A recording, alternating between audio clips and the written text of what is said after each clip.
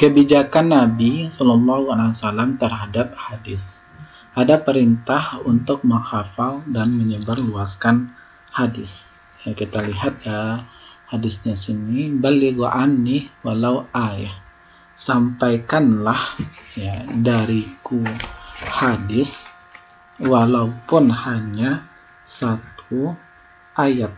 Nah, ini kan perintah dari Nabi. Sampaikan olehmu apa yang berasal dariku, kendati hanya itu satu ayat. Nah, ini hadis yang pertama. Yang kedua, ini juga ada perintahnya. Faqala liyuballigh syahidukum ghaibukum. Yang artinya,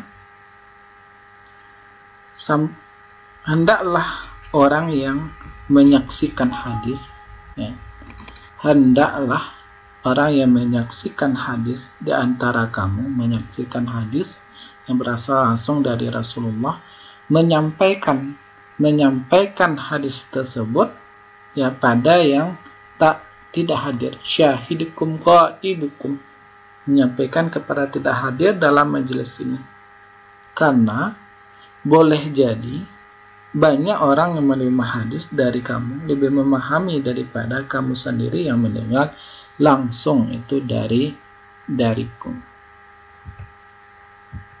Ya, kita lihat di sini perintah di dalam hadis ini membawa pengaruh yang sangat baik untuk menyebarkan hadis. Karena secara bertahap seluruh masyarakat muslim baik yang berada di Madinah maupun yang di luar Madinah akan segera mengetahui hukum agama yang telah diajarkan oleh Rasulullah melalui hadis Nabi. Meskipun sebagian dari mereka tidak mempeloreh langsung dari Rasulullah, mereka akan mempeloreh dari saudara-saudara mereka yang mendengar langsung dari Rasulullah. Metode penyebaran hadis tersebut berlanjut sampai haji wada dan wafatnya itu Rasulullah. Faktor-faktor yang mendukung percepatan penyebaran hadis di masa Rasulullah, yang pertama adalah Rasulullah sendiri rajin menyampaikan dakwahnya. Yang kedua, karakter ajaran Islam sebagai ajaran baru telah membangkitkan semangat orang di lingkungan untuk selalu mempertanyakan kandungan ajaran agama ini selanjutnya secara otomatis tersebar ke orang lain secara berkesinambungan.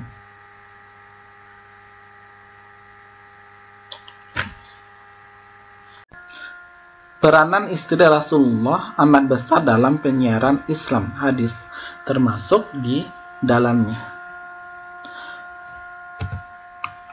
Kemudian ada juga hadis tentang larangan menulis hadis. Ya. Hadis yang diriwayatkan dari Abi Sa'id Al-Khudri bahwasanya Rasulullah SAW itu bersabda, la taktubu anni. Ya. Janganlah kamu sekalian menulis sesuatu itu dariku selain dari Al-Quran. Nah, la taktubu anni. Janganlah kamu sekalian menulis sesuatu dariku selain daripada Al-Quran.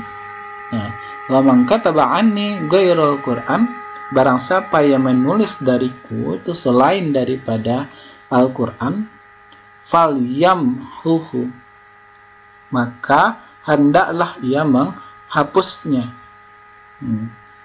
Wa haditsu anni, riwayatkanlah itu dariku, riwayatkanlah hadis itu dariku. Ya. Barang siapa yang sengaja, wa man kadzaba alayya qala, ya, hammam ahsibuhu qala muta'ammidan falyatabawa maq'adahu minan nar. Barang siapa yang sengaja berbohong atas nama saya, maka bersiap pada tempatnya di neraka. Barang siapa yang sengaja berbohong atas nama Rasulullah, nah contoh di sini memasukkan hadis, maka tempatnya itu di neraka. Penyebaran hadis-hadis pada masa Rasulullah itu hanya disebarkan lewat mulut ke mulut secara lisan. Hal ini bukan hanya dikarenakan banyak sahabat yang tidak bisa menulis hadis, tetapi juga karena Nabi melarang untuk menulis hadis. Beliau khawatir hadis akan bercampur dengan ayat-ayat Al-Quran. Merujuk ke Al-Baghdadi, ada 3 buah hadis yang melarang penulisan hadis, yang masing-masing itu diriwayatkan oleh Abu Sa'id Al-Khudri, Abu Hurairah, dan Zaid bin Sabit. Namun yang dapat dipertanggungjawabkan otentitasnya hanyalah dari hadis Abu Sa'id Al-Khudri. Ya, seperti hadis yang ini yang sudah dipaparkan. Nah, di sini ini Nabi melarang para sahabat menulis hadis, tetapi cukup dengan menghafalnya. Beliau membolehkan meriwayatkan hadis dengan disertai ancaman bagi orang yang berbuat bohong. Dan hadis tersebut merupakan satu-satunya hadis yang sahih tentang larangan menulis hadis. Menurut Dr. Muhammad Alawi Al-Maliki, meskipun banyak hadis dan asal yang semakna dengan hadis larangan tersebut, semua hadis itu tidak lepas dari cacat yang menjadi pembicaraan di kalangan para ahli hadis. Ya. Adapun faktor-faktor utama yang terpenting yang menyebabkan Rasulullah melarang penulisan dan pembukuan hadis itu adalah, yang pertama adalah kekhawatiran hadis Nabi SAW akan bercampur dengan Al-Quran yang masih dalam proses penurunan. Nah, kemudian larangan penulisan hadis ini dimotivasi oleh tidak semua sahabat cakap tulis baca, sehingga dikhawatirkan terjadi kesalahan karena ketidakmampuan membedakan antara kalamullah, antara Al-Quran, dengan kalam kenabian, antara Al-Quran dan hadis. Ya, larangan penulisan hadis selanjutnya itu dimotivasi oleh adanya semacam trauma historis di hati Nabi jika umatnya akan meninggalkan Al-Quran. Jika mereka memberikan perhatian ekstra terhadap hadis, bagaimana dialami umat Nabi Musa alaihissalam. Nabi telah mengeluarkan izin menulis hadis secara khusus setelah peristiwa Fathul Mekkah. Nah, itu pun hanya kepada sebagian sahabat yang sudah terpercaya. Dalam hadis yang diriwayatkan Abu Hurairah disebutkan bahwa ketika Rasulullah membuka kota Mekkah, beliau berpidato di depan orang banyak, dan ketika itu ada seorang laki-laki dari Yaman bernama Abu Syah meminta agar dituliskan isi pidato tersebut untuknya. Kemudian Nabi memerintahkan sahabat agar menuliskan untuk Abu Syah. Uktubu li, faqala uktubu li Abi Syah. Nah, ini contoh perintah Nabi memerintahkan untuk menulis hadis, yang artinya uktubu li Abi Syah. Catatlah hadis yang berasal dariku untuk Abi Syah. Nah, ini kan bukti hadis bahwasannya ada perintah menulis hadis itu pada masa Rasulullah. Kemudian hadis selanjutnya, hadis yang diriwayatkan dari Abdullah ibnu Amri, qala kuntu uktubu kulla syai'in asma'uhu min Rasulullah sallallahu alaihi wasallam. Ya, aku mencatat segala sesuatu, semua yang ku dengar itu dari Rasulullah sallallahu alaihi wasallam. Uridu hifzahu, saya ingin untuk menghafalnya. Fana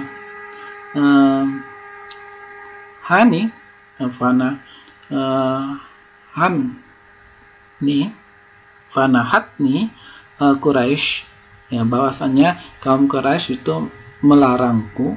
Wa qalu, dan mereka berkata, ataktubu kulla syai'in tasma'uhu wa Rasulullah, apakah kamu itu mencatat semua yang disampaikan, yang semua yang kamu dengar dari Rasulullah?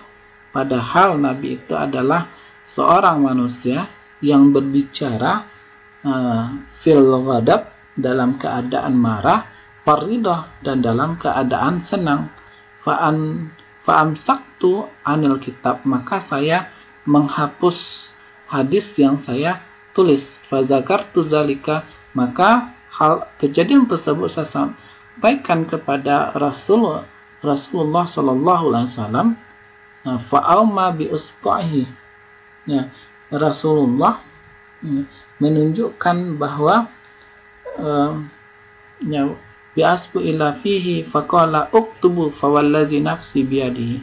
Nah, kemudian Rasulullah ya, menunjuk ya, faqala uktub, ya, catatlah, fawallazi biyadihi, ya, demi bahwasanya, fawallazi, demi Allah yang jiwa Muhammad itu ada di tangan, di kekuasaan Allah, ma yakhruju minhu illal haq, tidak ada yang keluar dari lisan Nabi Muhammad itu kecuali kebenaran. Nah, ini kan di sini ya ada perintah untuk menulis hadis dari Nabi Shallallahu Alaihi Wasallam.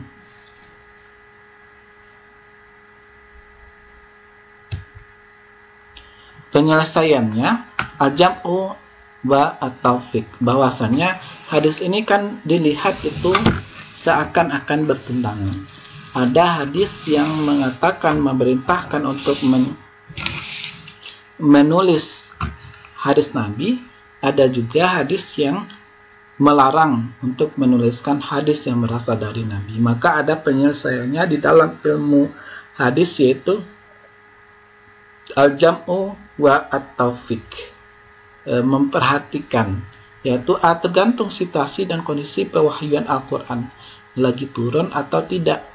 Nah, selanjutnya itu melihat ketelitian dan pemisalan dokumen antara catatan ayat dan catatan hadis, ditambah pula media untuk tulis-menulis terbatas, hanya berupa pelepah kurma, kulit kayu, tulang hewan, dan sebagainya.